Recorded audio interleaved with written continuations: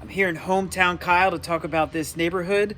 I know my hat doesn't really fit great on my head here, but I want to advertise Kyle Cyclery, a great local bike shop here in Kyle. Any bike needs at all, make sure you go over and talk to Mark. He's a great guy. So hometown Kyle, it's a neighborhood located in southwest Kyle between Veterans Drive and Old Stagecoach Road.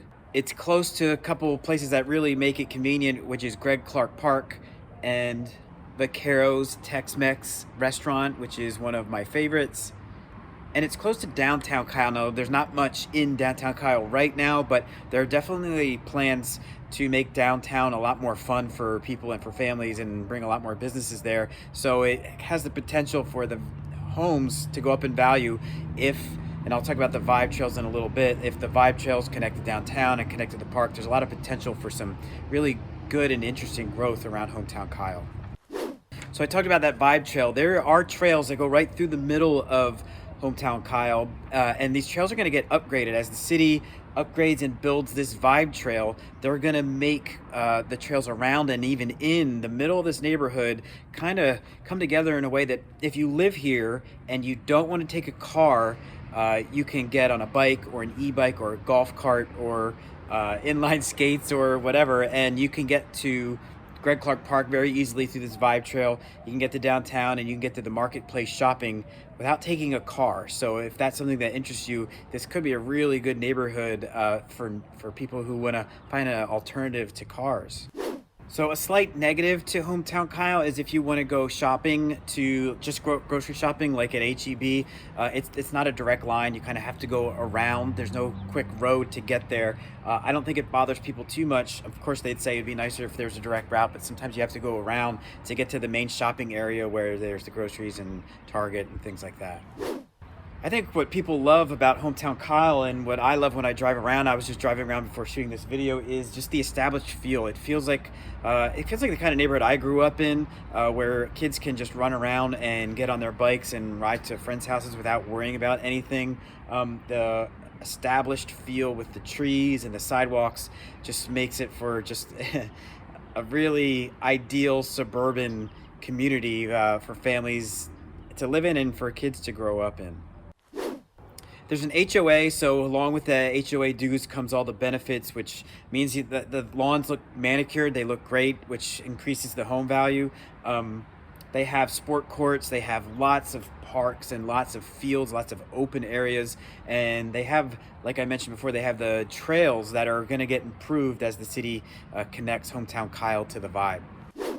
They also have community events. I've heard of the Easter egg hunts that they have in this neighborhood and community garage sales. So even if people have more ideas, there's this framework and potential for people to kind of bring and do what they want to do to kind of build community here in this neighborhood.